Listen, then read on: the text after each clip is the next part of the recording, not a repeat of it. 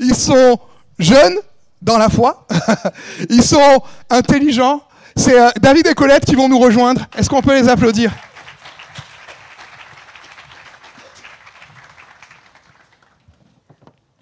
Allez-y, installez-vous. Pas trop de pression, ça va? Ça va. Le fauteuil est confortable. Colette, je te sens un peu moins bavarde que d'habitude. Comment tu vas? Très très bien. Par la foi. D'accord. Bon, moi, je me sens une meilleure place que la vôtre. Je sais pas pourquoi. Pourtant, on a un meilleur fauteuil. C'est bien, en tout cas, merci d'être avec nous pour cet exercice qui n'est pas simple et qui consiste à se livrer, à partager ce qu'on a pu vivre dans notre vie concernant la foi, justement. Et on va rentrer directement dans le vif du sujet avec une première question.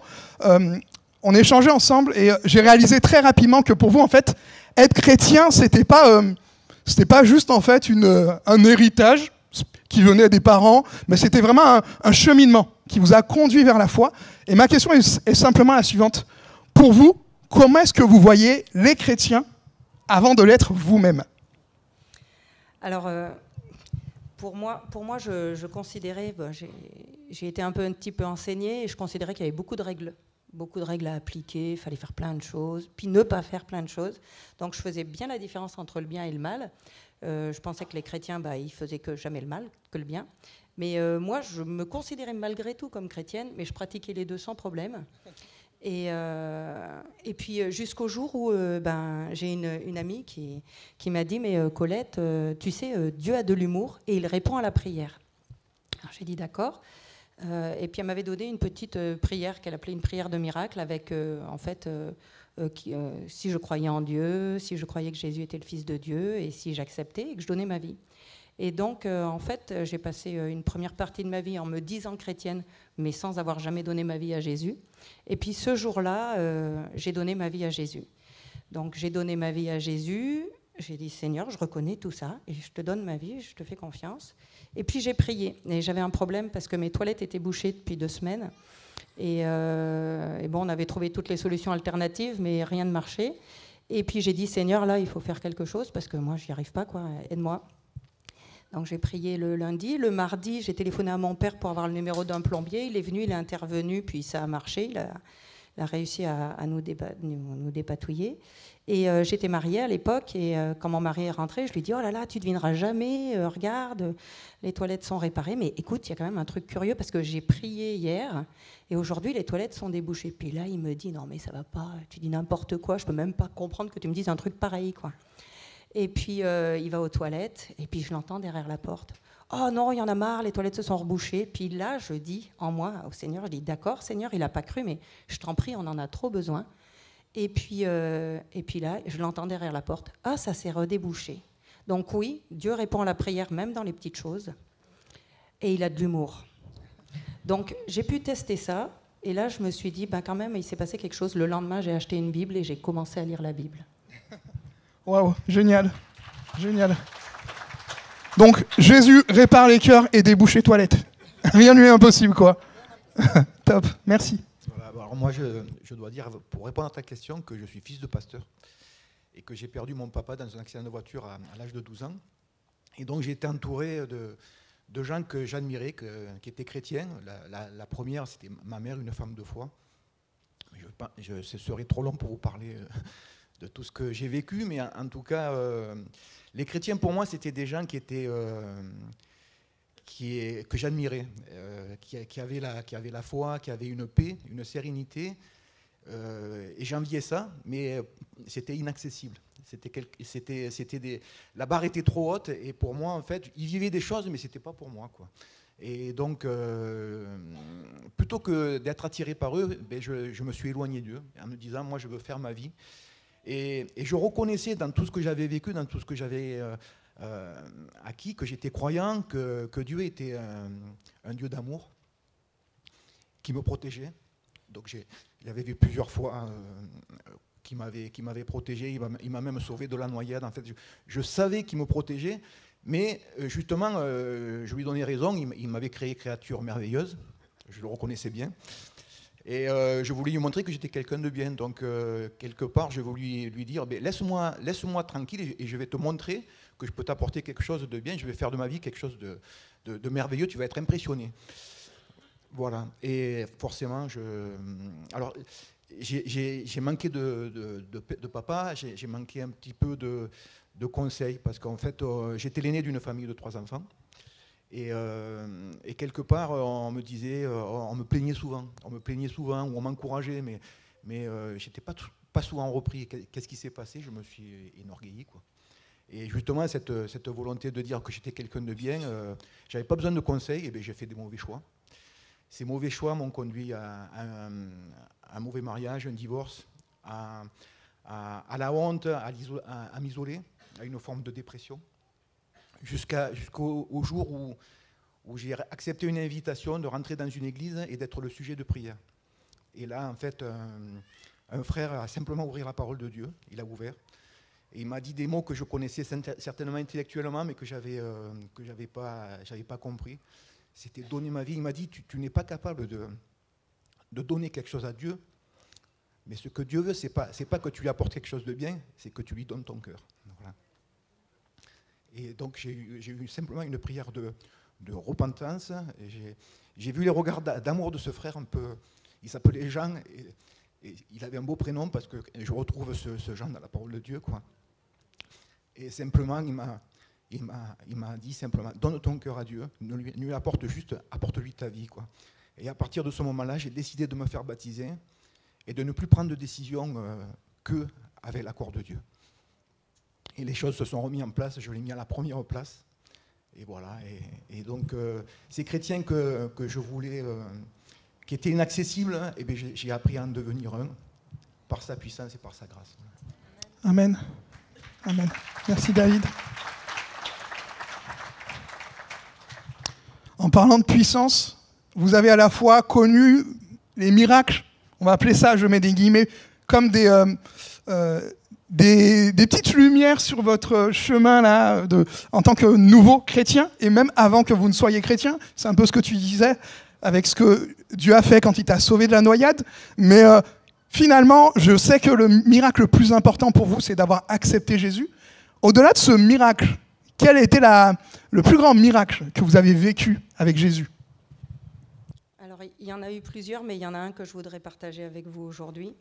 C'est un jour, mon père me téléphone et il me dit, voilà, Colette, maman, elle est à l'hôpital et en fait, elle a fait un AVC pendant un temps d'obsèques. Et donc, je me rends en voiture jusqu'à l'hôpital et quand j'arrive, je rentre dans la pièce et là, je vois ma mère qui est sur le lit, mon père est dans le couloir et j'interroge le Seigneur et je lui dis, Seigneur, qu'est-ce qui se passe? Et là, le Seigneur me donne une parole, qui est dans Jacques 5, versets 14 et 15. « Quelqu'un parmi vous est-il malade, qu'il appelle les anciens de l'Église, et que les anciens prient pour lui en loignant d'huile au nom du Seigneur. La prière de la foi sauvera le malade, et s'il a commis des péchés, il lui sera pardonné. » Et en moi-même, je dis, d'accord, Seigneur, mais je fais ça comment? Et là, ma mère, elle me dit, Colette, j'ai mal à la tête, masse-moi le front. Alors je lui dis, d'accord, maman, mais voilà, sur la foi de cette parole, on pourrait mettre la parole en pratique. Et elle me dit, d'accord. Donc on prie toutes les deux et on prononce la parole que le Seigneur m'avait donnée. Et je remercie le Seigneur, je dis merci Seigneur, parce que tu prends soin de ma maman et tu la guéris.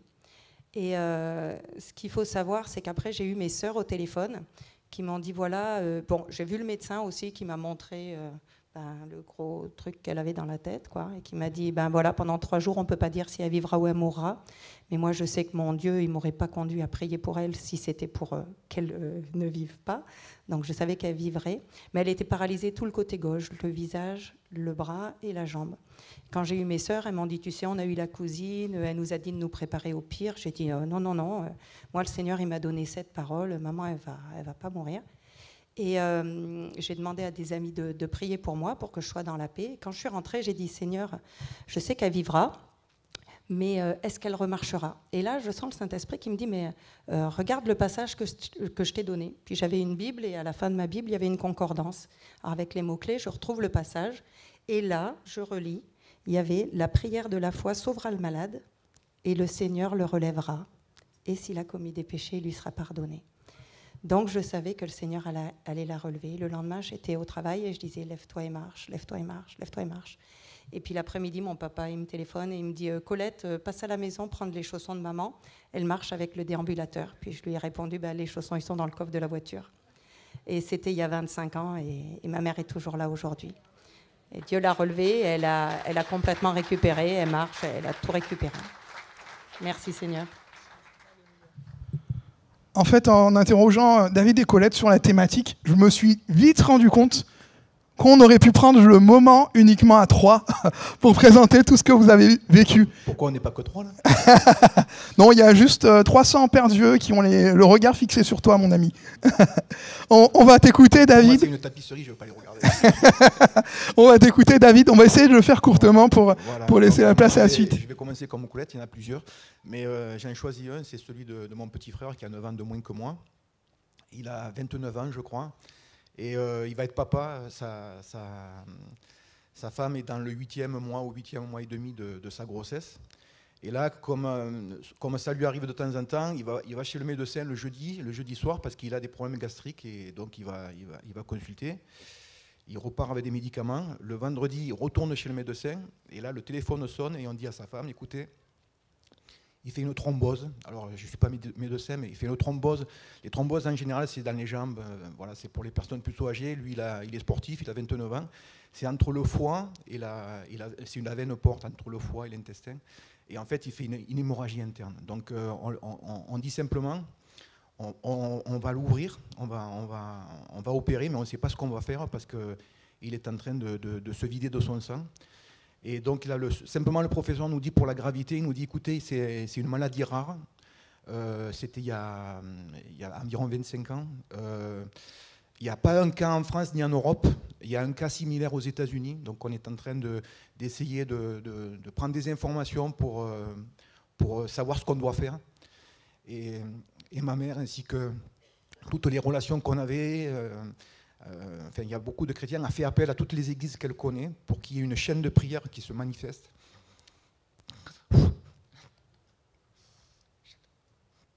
Voilà. Et on a vu la gloire de Dieu, quoi. Le premier jour, en fait, mon frère, en fait, le sujet de prière, c'était pour qu'il reste en vie, que le cœur ne lâche pas, parce qu'on l'avait provoqué un coma. Et il a tenu le coup. Donc, le deuxième jour, c'est qu'il y avait une lâchée d'acide gastrique qui avait attaqué les reins. Et les reins étaient, on nous disait, il va perdre ses 2 reins, ou au moins un. Le dimanche soir, les reins étaient sauvés, il gardait ses reins. Et puis le lundi, en fait, le sujet de prière, c'était qu'il sorte du coma. Et là, ça a mis à peu près 15 jours, 3 semaines, où en fait, il était en soins intensifs. Donc il nous parlait, mais il délirait, quoi. C'est-à-dire il mélangeait ses rêves avec la réalité, et on nous disait, mais on ne sait pas ce qu'on va... Enfin, ça peut être des mois, comme ça pendant des mois. Et bon, on a continué à prier, cette chaîne s'est manifestée, on a eu énormément de signes d'affection, d'encouragement, aussi d'encouragement par la foi, de paroles plus ou moins prophétiques, quoi, sur sa vie. Et puis un jour, il a rêvé qu'il était dans un train, que le train arrivait dans une gare. Et là, les portes se sont ouvertes et il a atterri, quoi. Et quand on est venu le voir, il nous a dit, c'est bon, ne me parlez pas bizarrement, c'est bon, je suis Luc, je suis redevenu Luc, donc ne prenez pas des chemins détournés, allez-y franco, c'est bon, c'est moi, quoi. Et il est sorti du coma, et la cerise sur le gâteau, c'est qu'il a pu... Parce que sa femme, entre-temps, a été à l'étage accueillie pour l'accouchement, et il a pu assister à l'accouchement de sa première fille. Voilà. Gloire à Dieu, parce que ça fait 25 ans, il est sportif. Bon, il a eu 3 ou 4 mètres d'intestin qui ont été coupés, d'un nouveau traitement, etc. Mais je peux vous dire qu'il va très très bien, et puis qu'il est devenu chrétien aussi. Gloire à Dieu.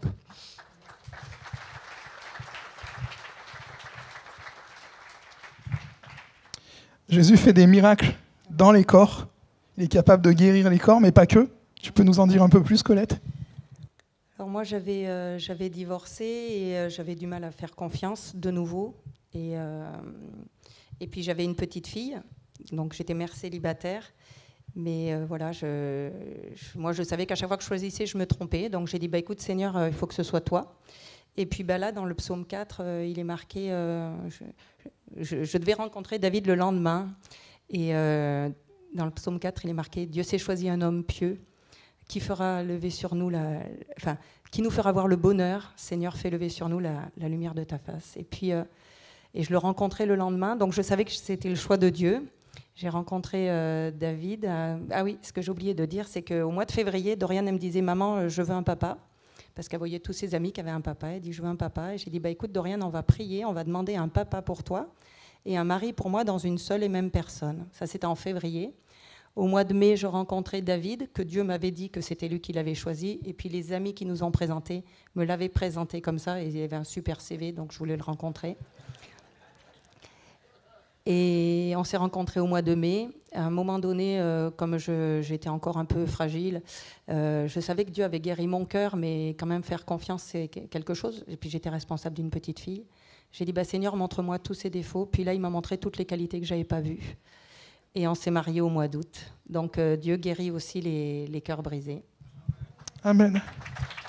Alors, quand j'ai fait la connaissance de Colette et de Dorian, déjà j'étais frappé par leur amour et la force qu'elles avaient toutes les deux, qu'elles dégageaient, quoi. Mais quand je suis rentré dans la chambre de Dorian, une toute petite chambre, en face de son lit, il y avait 3 versets. Donc elle avait 6 ans et demi, elle était en âge d'écrire, et sur le verset du milieu, où il y avait marqué « Rien n'est impossible à Dieu », elle avait écrit avec ses fautes d'orthographe.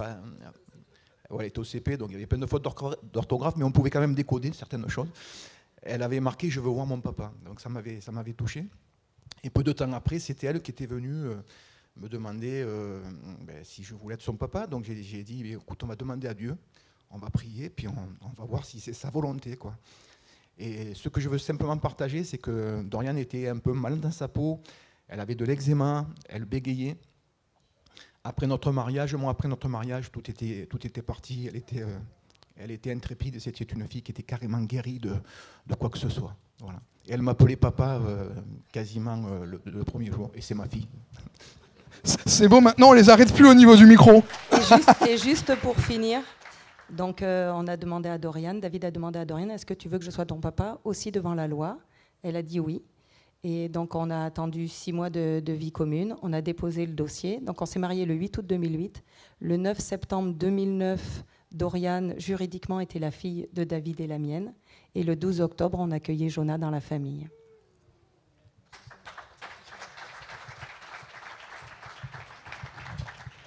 Il est le Dieu de la restitution.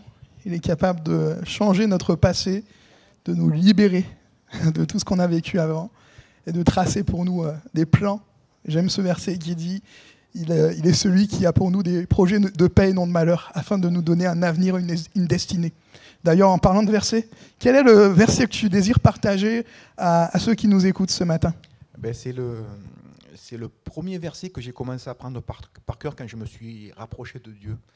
Et ce verset, en fait, il résume un peu ma vie, quoi.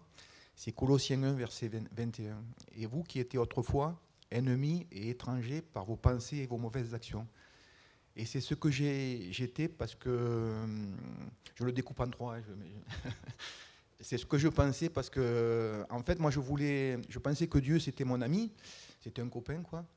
Mais c'était pas sa sainteté, tout ça, c'était quelque chose d'intellectuel.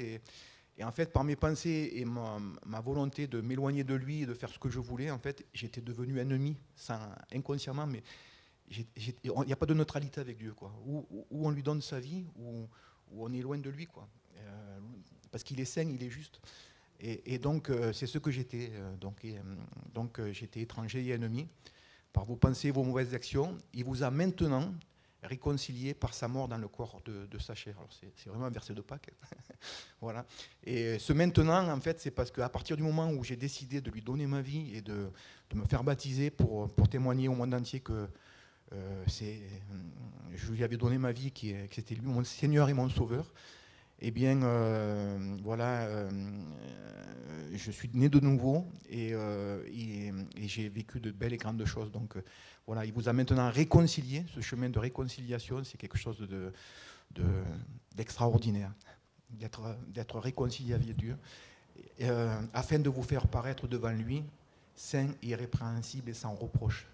Et ça, c'est le chemin de sanctification que je vis tous les jours de ma vie, avec des imperfections, mais avec sa puissance aussi, et son amour et son soutien, et sa force. Voilà. Je sais que cette sanctification, en fait, elle va continuer jusque dans la vie éternelle, et je sais qu'il m'a réservé une place à ses côtés. Alléluia.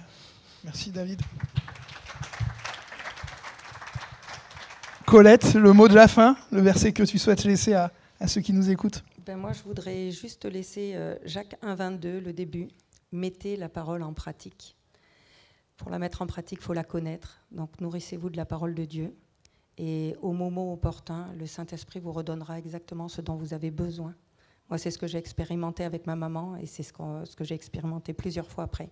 Donc, mettez la parole en pratique. Jacques 1,22. Merci beaucoup. Oui, on peut les applaudir. Merci les amis.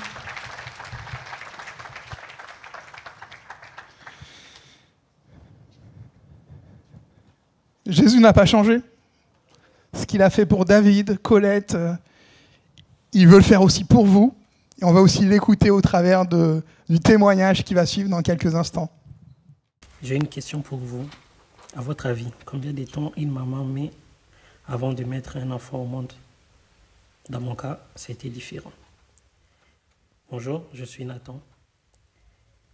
Ma mère était enceinte de moi. Arrivée au 9e mois de grossesse, elle n'avait toujours pas de contractions, pas de douleur. Ils se sont décidés d'aller à l'hôpital et les médecins les ont dit que ce n'est pas normal d'arriver jusqu'au 9e mois de grossesse et toujours pas avoir de contractions. Et on l'a mis sur une perfusion pour provoquer de la douleur et la contraction. Mais cela n'a toujours pas provoqué quelque chose. Et les médecins s'est décidé de faire une césarienne. Et mon père, malgré ça, il disait aux médecins que moi, ma femme, on ne fera pas une césarienne. Elle mettra au monde une voie normale. Et une fois sur les lits, pour qu'on puisse l'amener à la salle d'opération pour une césarienne, et tout d'un coup, ma mère a eu des contractions. Et elle m'a accouché par voie normale. Et en sortant, je pleurais très fort, car j'avais avalé tous les liquides amniotiques. Nous sommes sortis de l'hôpital et tout allait bien. À l'âge de 6 mois, je faisais des fortes fièvres. Et nous sommes retournés à l'hôpital pour faire des examens, savoir ce qui se passe. Et en attendant les résultats des examens, j'ai fait une crise cardiaque. Les médecins ont commencé à me réanimer. Vu les moyens du bord, en Afrique, on me réanimait d'une manière violente. On me mettait dans un bassin d'eau froide avec des gifles. Mais je ne sais pas par quel miracle ça fonctionnait. On pensait que c'est fini, mais on s'était trompé. À l'âge d'1 an, je ne marchais pas, j'avais pas de graisse dans mon corps et j'avais une masse au niveau de ma gorge qui m'empêchait de manger quoi que ce soit. Cette masse était tellement importante que je ne pouvais plus m'alimenter. On est allé faire des examens et les diagnostics des médecins étaient négatifs, car ils disaient qu'il me reste peu de temps à vivre. Mais ce n'est pas fini. Tout au long de ces parcours, mes parents ne cessaient de prier pour moi, de chercher la face de Dieu. On pensait que c'était fini, tout était derrière nous. Mais arrivé à 11 ans, j'ai fait une grande crise d'asthme qui me conduit encore à l'hôpital. Et là, les médecins et les pronostics des médecins étaient encore négatifs, car malgré que j'étais sous oxygène, ma respiration ne s'améliorait pas. Ils ont dit à mes parents qu'il me reste quelques temps à vivre. J'étais en train de faire une tachycardie, avec un cœur qui s'emballait trop rapidement, et ma respiration ne s'améliorait toujours pas. Mais malgré ça, mes parents n'ont pas arrêté de prier et de demander à Dieu de me faire grâce. Et de l'autre côté, les médecins étaient formels. Ils disaient que c'est fini. Et si c'était vraiment fini?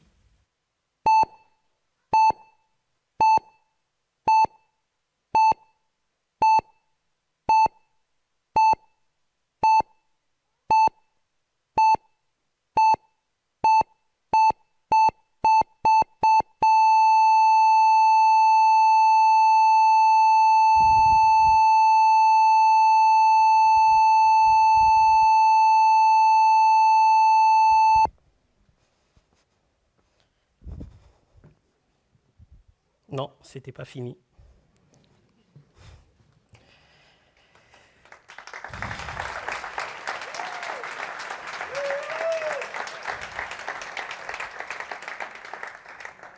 Là où la médecine avait dit stop,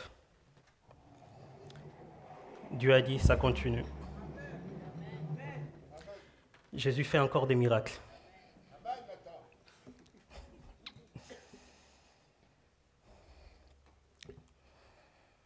Oui, j'ai vécu la main de Dieu. Il n'y a que Dieu qui peut faire ça. Et Jésus, laissez-moi vous dire encore ce matin que Jésus fait encore des miracles. Car il n'a pas changé, comme il dit dans sa parole. Je suis le même hier, aujourd'hui et éternellement. Et par définition, les miracles est un acte contraire aux lois ordinaires de la nature et produit d'une puissance surnaturelle. Mais ce n'est pas seulement arrêté au miracle. Jésus m'a aussi sauvé. Il m'a fait grâce de le connaître, de lui donner ma vie totalement à lui. Comme il dit dans Jean 15, 16, ce n'est pas vous qui m'avez choisi, mais c'est moi qui vous ai choisi. Et ce matin, j'aimerais encourager quelqu'un, peut-être qui passe dans des moments difficiles, des moments où il s'est dit que c'est impossible, c'est fini, il n'y a pas d'issue. Mais j'aimerais vous dire que Dieu fait encore des miracles.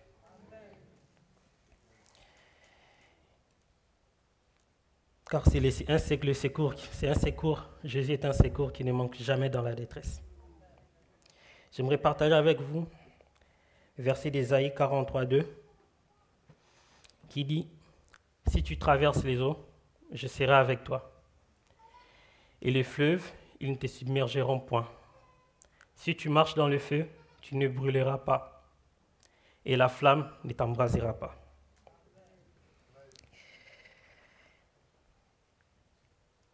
Et j'aimerais encore partager aussi avec vous un dernier verset qui me tient vraiment à cœur. Luc 18, 27, qui dit « Ce qui est impossible aux hommes est possible à Dieu. » Et avant que l'équipe de louange ne monte, pour le chant intitulé « Les dieux des miracles », j'aimerais qu'on prie ensemble.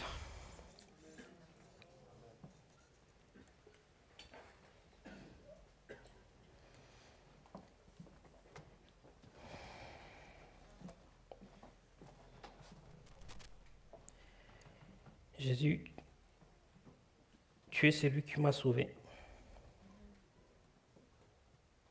qui avait dit oui là où le monde avait dit non,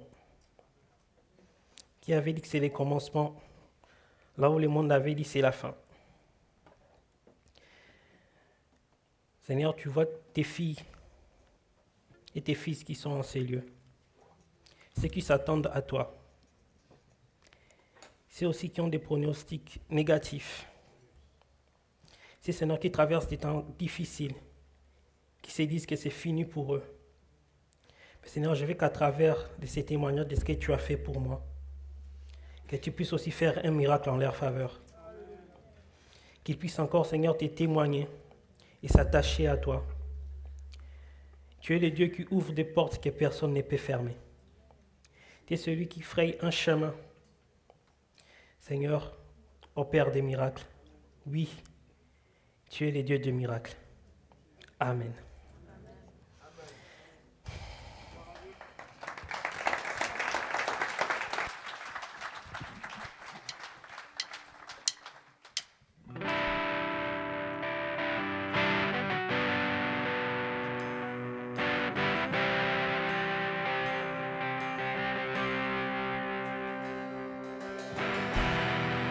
Le Dieu qui peut rendre la vue est présent tout autour de moi, présent tout autour de moi.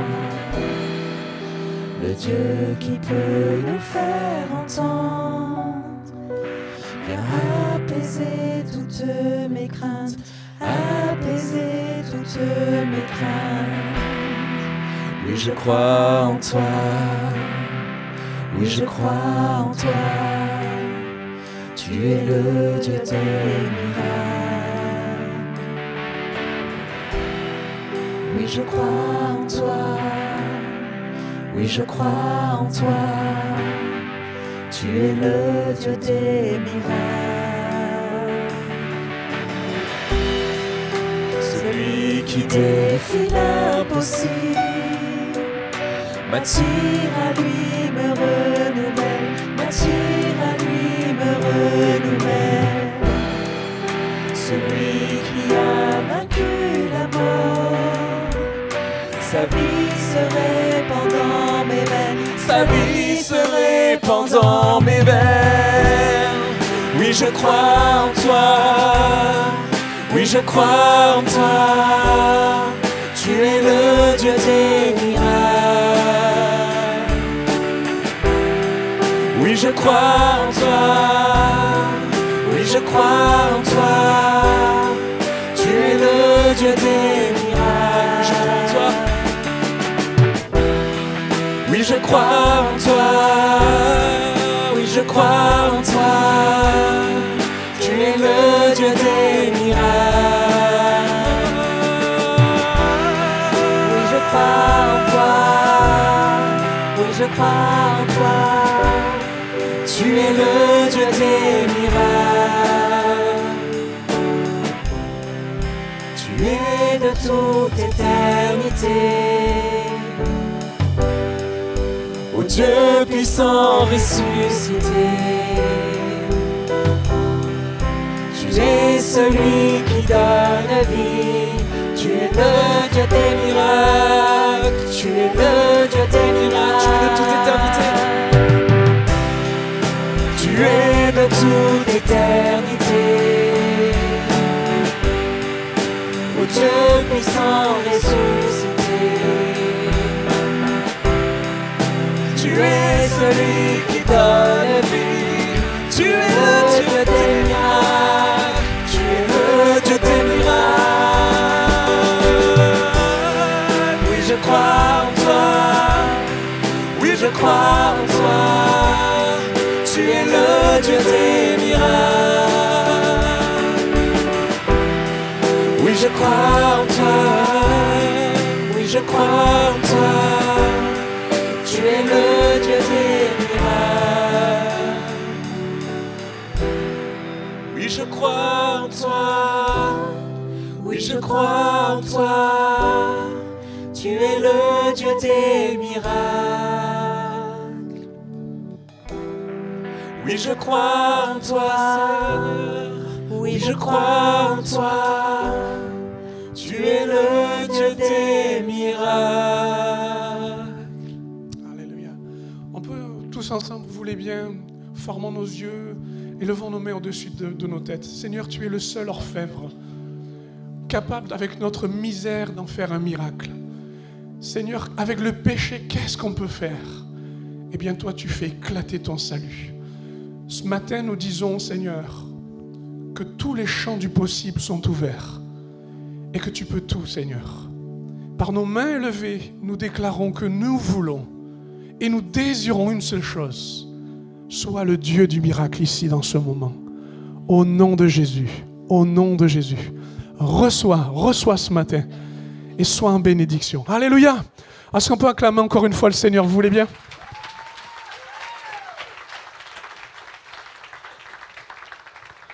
On s'assoit? Moi aussi, tiens. Ça va? Qu'est-ce que c'est bénissant, qu'est-ce que c'est bon d'être ensemble et d'entendre des témoignages. Vous vous rendez compte la richesse que nous avons les uns les autres de vivre ce que l'on vit? Il n'y a pas d'exagération, hein. Il n'y a pas de transformation dans les faits, ces choses sont réelles. Aussi réelles que vous avez vu Colette, David, que vous avez entendu et vu Nathan, c'est la même chose. Je me propose de m'entretenir avec vous comme si on était que quelques-uns, ça vous va? Non pas qu'il y ait du secret, mais de l'intimité. On va faire un peu d'intimité. Et pour cela, vous proposez de réaliser ce que c'est que le miracle et combien c'est tellement beau, le miracle, quand il veut se manifester. On va lire un texte ensemble, vous voulez bien, il va s'afficher, moi il est devant mes yeux. Il se trouve dans le livre des Actes au chapitre 13. En fait, c'est un extrait d'un message qui a été donné dans une synagogue à Antioche de Pisidie, pour ceux que ça intéresse. Vous chercherez donc avec vos moyens numériques, si vous ne savez pas où est Antioche de Pisidie, c'est en Turquie à l'époque. Et puis on a un extrait de cette prédication, de ce message plutôt, et il est dit ceci au verset 28. En fait, l'apôtre Paul retrace un peu dans l'histoire d'Israël pour ceux qui sont dans la synagogue, et à un moment donné, il finit par dire, ils n'ont pas reconnu Jésus, et ils n'ont trouvé pourtant chez lui aucune raison de le condamner à mort. Et pourtant, ils ont demandé à Pilate de le faire exécuter. Après avoir réalisé tout ce que les Écritures avaient prédit à son sujet, ils l'ont descendu de la croix et l'ont déposé dans un tombeau.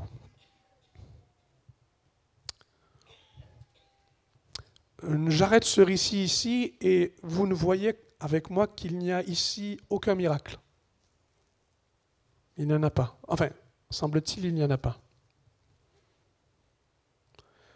On pourrait imaginer qu'il n'y en ait pas parce que nous avons la condamnation d'un innocent.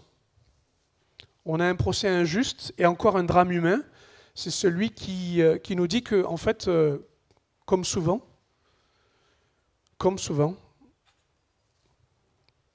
il semblerait qu'il n'y ait pas eu de miracle.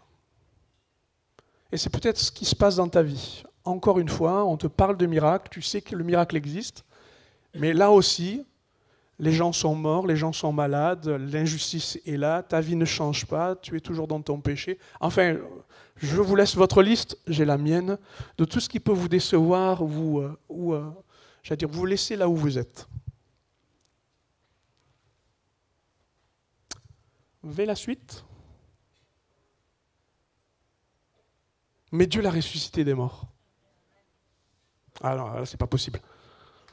Dieu l'a ressuscité des morts. Les hommes mettent un point final, Dieu dit c'est pas fini, il y a le miracle. Mon frère, ma soeur, mon ami, qui que ce soit, je voudrais te dire, n'écris pas l'histoire, laisse Dieu écrire l'histoire. Parce que lui, il a dit, il y a ça, mais il y a aussi le miracle. Je veux te transporter dans un endroit que tu ne connais peut-être pas, qui s'appelle le miracle. Que tu ne dois pas considérer qu'avec tes yeux, qu'avec ton histoire, qu'avec ton éducation, mais que tu dois comprendre parce que c'est Dieu qui l'écrit et qui le veut. Et le principal témoin, le principal acteur, est celui qui justement fait le miracle. Et l'objet du miracle, c'est Jésus. C'est ce que j'aime dans la présentation, parce qu'il est tout à la fois. Et que le miracle qu'il vit à ce moment-là, c'est ton miracle aussi. Dieu l'a ressuscité des morts. Le miracle, et Nathan l'a bien dit dans son témoignage, c'est un problème pour nous, c'est un problème théologique. Parce qu'on se dit, mais qui fait le miracle? Satan, Dieu, la science, la nature? Qui a raison du miracle? C'est un problème avec notre tête. Notre cerveau a un problème. J'arrive pas à conceptualiser que quelqu'un de mort puisse revenir à la vie. Que quelqu'un qui pourrait en 3 jours être en état de décomposition, pardon de cette réalité, puisse être reconstitué et revivre. Ça n'est pas le chemin habituel. En fait, le miracle, c'est une fracture, un point de rupture, un télescopage du divin dans le naturel. C'est quelque chose que vous ne pouvez pas saisir. Si vous ne pouvez pas le saisir, c'est tout à fait normal, parce qu'on rentre dans l'étonnement et dans l'incompréhension. Arrêtez de demander au miracle, de le comprendre et le saisir. Le miracle vient en vous, point, c'est tout. Les femmes se disaient, mais comment on a roulé la pierre pour qu'il soit ressuscité? Les soldats ont dit, mais quelle est donc cette lumière qui a jailli dans le tombeau? Enfin, on peut se poser et mener l'enquête tant qu'on veut. Le miracle, c'est le miracle. Il est ressuscité. Amen. Tout comme ton miracle peut s'expliquer si tu veux, ou on cherchera à le comprendre, on cherchera à savoir qui c'est, on cherchera moralement à savoir si tu es assez juste pour le vivre, si tu as fait du bien pour l'avoir. On s'en moque. Jésus est ressuscité, c'est le Dieu du miracle. Et son miracle, il en fait ce qu'il veut. Parce que le miracle, c'est une façon de nous dire, mon royaume est du ciel, et quand il se manifeste sur la terre, c'est avec le miracle. Que ça vous plaise ou non, religieux ou pas, croyant ou pas, bon ou mauvais, peu importe, c'est mon miracle. C'est comme s'il envoyait une ambassade, un roi qui envoie une ambassade et qui dit, voilà, vous allez me présenter en disant, je suis celui qui vient avec son miracle. C'est ce que Jésus a fait. Il est venu avec le miracle, il a guéri, chassé les démons, il a témoigné de sa parole, il a enseigné, et tout cela pour justement nous attester, nous dire que le miraculeux, c'est une intervention surnaturelle dans notre naturel. C'est un fait extraordinaire, dépourvu d'explications scientifiques et rationnelles, et pourtant il y a une seule raison. C'est la déclaration de Dieu, de sa présence et de sa puissance. Il est ressuscité. Il guérit. Il relève. Il change les vies. Il purifie parce que c'est miraculeux. Alléluia. Alors, tu peux mettre la suite? Tu peux le croire. Tu peux le croire et tu dois le croire. Car le problème du miracle nous pose ceci. Est-ce que j'ai assez de foi pour le croire? Qui est d'accord avec ça? Le miracle, ça nous pose un problème de foi. Est-ce que j'ai... Eh bien, j'ai 3 réponses à te donner. Ça ne va pas être long, mais ça va être le plus rapide. La première, Dieu n'a pas besoin de ta foi pour faire le miracle. Mieux que ça, il est capable de faire le miracle pour susciter ta foi. Ça, c'est merveilleux. Vous m'autorisez à vous lire un texte? Il est trop intéressant pour que comme j'ai passé le mémoire, la tablette m'aidera. Si je n'accomplis pas les œuvres de mon Père, dira Jésus, vous n'avez pas besoin de croire en moi. Mais si au contraire je les accomplis, même si vous ne voulez pas me croire, laissez-vous au moins convaincre par mes œuvres pour que vous reconnaissiez et que vous compreniez que le Père est en moi et que je suis dans le Père. Waouh! Le miracle, c'est la force de persuasion de Dieu. C'est le bulldozer de la foi. Tu veux pas, mais tu seras obligé de le croire quand même. Même si tu trouves d'autres excuses et d'autres explications. C'est Dieu. Point. Alléluia. Même quand tu ne crois pas, Dieu y croit pour toi. Même quand tu y crois, mais que ta foi n'est pas tout à fait connectée, pas tout à fait bien branchée. Ne t'ai-je pas dit, dira Jésus à Marthe, si tu crois, tu verras la gloire de Dieu. Bon là, on entend ça, oui, amen. Mais mettez-vous devant un tombeau, alors que le frère est mort, que Jésus n'était pas là. En disant, je vais le ressusciter. Oui, oui, quand tu reviendras dans ton règne. Ne t'ai-je pas dit? Le miracle, ça nous recentre dans la foi. Ça nous repositionne dans la foi. Et comme David nous le disait, j'avais ça dans la tête, mais à un moment donné, il faut que ce soit dans le cœur. Colette nous disait, c'est pas juste de le lire ou de se l'expliquer, c'est de le mettre en pratique. Ben, le miracle nous ramène à la mise en pratique. C'est du concret, c'est du réel. Et puis à la troisième, on a dit sans foi, ben Dieu nous convainc quand même. Deuxième fois, avec le miracle, il nous repositionne, il nous recentre, il nous replace. Et la troisième, c'est qu'il veut honorer ta foi. Et que ta foi est digne du miracle. Alléluia. Si tu crois, tu verras. Vous avez vu la première fois? Pour que tu crois, tu vas voir. Ah ben Dieu le fait. La deuxième fois, pour que tu te replaces, eh bien maintenant, crois et tu verras. Et la troisième, c'est que même ce que Dieu ne pourrait peut-être laisser faire, il veut répondre à ta prière et à ta foi. D'ailleurs, c'est ce qu'il dira à ces deux aveugles, qu'il soit fait selon votre foi. Vous vous rendez compte de l'importance que vous pouvez avoir, non pas de commander Dieu, non pas de lui exiger comme Hérode, lui dire « Allez, fais-moi un tour pour que je croie », parce que ça ne marche pas. Dieu n'a jamais fait un miracle égoïste. Dieu ne cherche qu'une seule chose, c'est que sa gloire soit connue et respectée. Et tu te rends compte que la petite graine qui est celle de ta foi, cette petite femme, peut embraser un grand miracle. Tout simplement parce que c'est Dieu, ce grand Dieu, qui fait le miracle. Ok. Et puis, si je continue, tu peux mettre la suite. C'est pas aussi de le croire, mais c'est de le recevoir. Et je veux vous expliquer une chose. L'amour de Dieu, c'est la chose la plus miraculeuse qui existe. S'il faut parler des miracles et des miracles, il y en a tellement à l'expliquer et le définir, mais ce qui me semble important avant que ce culte de Pâques et ce moment de Pâques soient célébrés ensemble, c'est que vous compreniez que le plus beau et le plus grand miracle, c'est celui de l'amour de Dieu. Et tu peux recevoir le miracle de l'amour de Dieu. Tu dois le recevoir. Pourquoi c'est important que je vous le dise? Pourquoi est-ce si nécessaire de vous dire que le miracle, ça se reçoit et que c'est l'amour de Dieu? Parce qu'on ne peut pas enterrer l'amour de Dieu.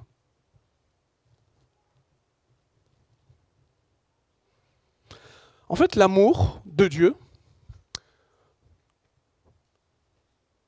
la définition est vaste, mais laissez-moi m'autoriser à vous le donner une toute petite façon de le décrire. Le miracle de l'amour de Dieu, c'est que dans l'amour de Dieu, il y a une obéissance, une volonté puissante qui ne cherche qu'une chose, votre bien. C'est ça l'amour, chercher le bien. Et cet amour est tellement fort, cette volonté est tellement certaine qu'il veut pour votre bien, même s'il le faut, se sacrifier lui-même. C'est ça le miracle. Le miracle de l'amour, c'est que quelqu'un puisse aimer au point de donner sa vie. Il n'y a pas de plus grand amour que de donner sa vie. L'amour sacrificiel, l'amour qui non pas se nie, mais se donne au point même de mourir, au point même d'aller au bout du bout, au point d'aller au sacrifice, au point d'aller là où il n'y a plus de miracle. Vous entendez?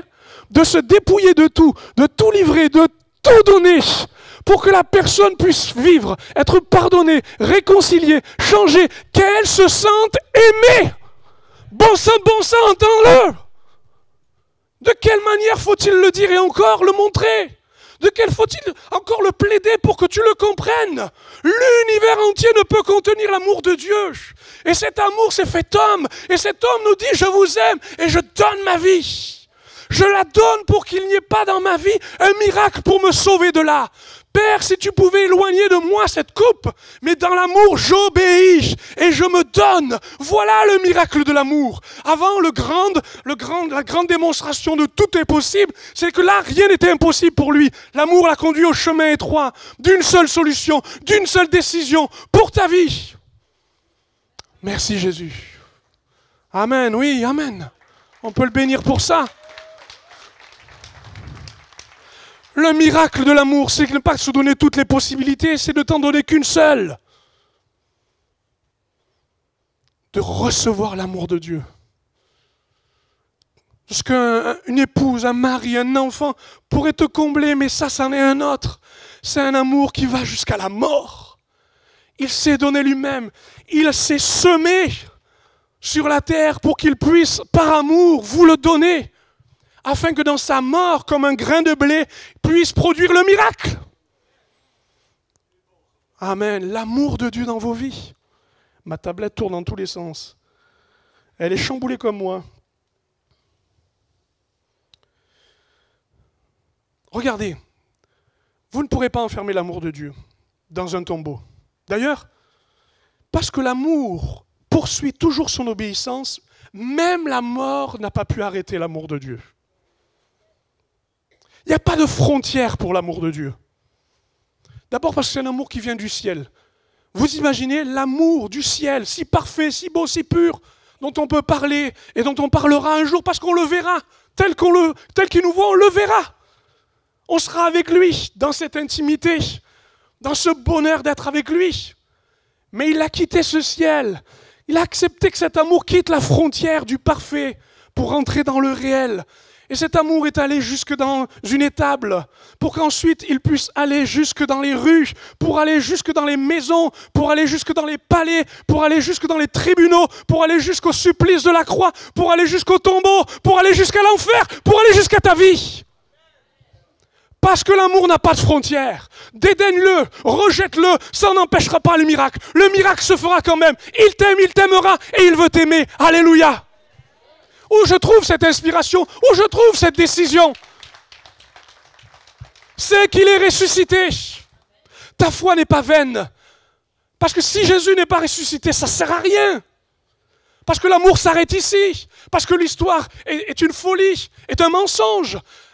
La foi qui est vaine, c'est elle n'a pas de moyens. Elle a les mains vides. Elle n'est pas vraie. C'est ça que ça veut dire vain. Mais ici, dans l'amour, tout y est. Tout s'y trouve. Il est ressuscité. Amen. Ma tablette ne veut plus travailler. Tu peux le recevoir. Car cet amour est allé jusqu'aux extrémités du monde. Regardez vos visages, on est tous des couleurs différentes, des âges différents. Il est ressuscité. Il est ressuscité parce que l'amour ne se cache pas derrière une pierre. Même si vous voulez éviter d'être aimé, il vous aimera quand même. Alors que je vais inviter nos amis à nous rejoindre pour un temps ensemble de musique. Merci. J'ai une conclusion à vous proposer.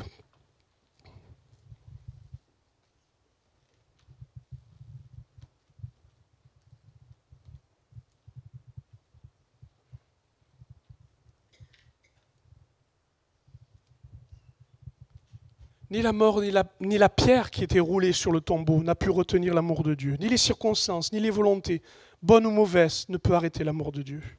C'est un amour permanent qui n'autorise pas de point final. Alors, tu peux mettre « Ton miracle n'est pas mort. Il existe encore. » Avez-vous remarqué que je vous ai dit tout à l'heure qu'il n'y avait pas de miracle au moment de la croix, au moment de la Pâque, où on nous a dit que Jésus fut crucifié alors qu'on a trouvé rien d'injuste en lui. Et pourtant, le miracle a eu lieu, il est ressuscité. Je voudrais te dire qu'il y a une même temporalité pour ta vie.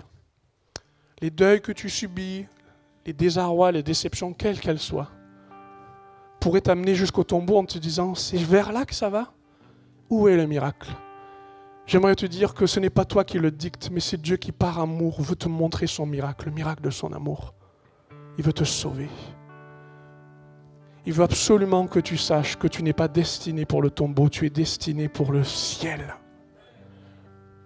Que ton avenir n'est pas destiné à être sous une pierre, mais dans le ciel. Que ton miracle n'est pas mort, même si les diagnostics nous attestent et nous disent que c'est fini, que c'est comme ça. Alors que nos amis vont nous entraîner dans un chant, je vous inviterai à qu'on puisse nous recueillir. Et si dans ton cœur, tu sens et tu sais qu'il est important que ce matin, ce soit un moment de miracle pour toi, alors sans tarder, je t'invite à venir devant, à faire ce que David nous a expliqué, Colette aussi, à faire cette prière miraculeuse. Je te donne ma vie, Seigneur. Je te la donne parce que la tienne est tellement précieuse pour moi. Alors viens ici, et des amis t'accueilleront, prieront avec toi. Si tu viens avec ta maladie, eh bien n'aie pas honte de ce que tu es, de ce que tu vis. Mais s'il te plaît, ne laisse pas mourir le miracle dans un tombeau, mais laisse-le vivre dans ce qu'il doit faire.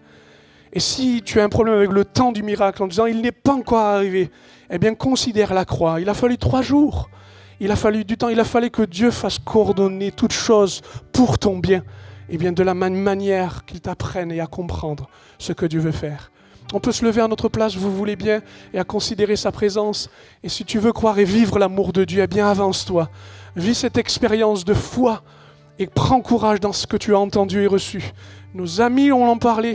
Eh bien avance-toi, n'attends pas. Je t'invite et je t'exhorte à goûter à ce qui est miraculeux pour Dieu. Que ton nom soit béni. Alléluia.